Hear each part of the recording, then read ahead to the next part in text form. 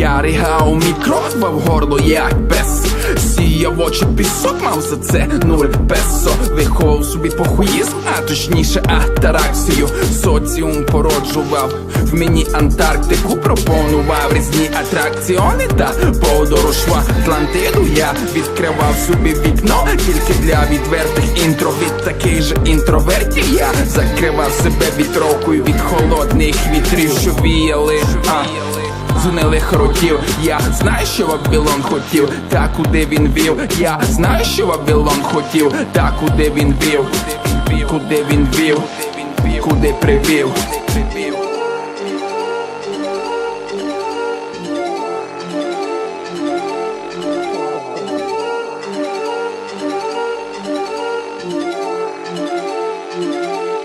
Я вільний чи один?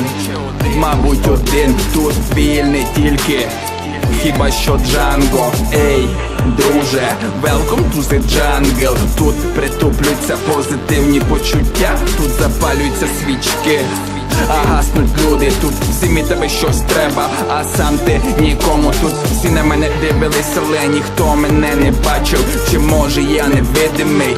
Типу як Каспер, становити вам голову. Всім Касперський, ми розвивались хіба що протилежну сторону. Про монітор себе, чи тобі за себе не соромно? Ага, чуєш?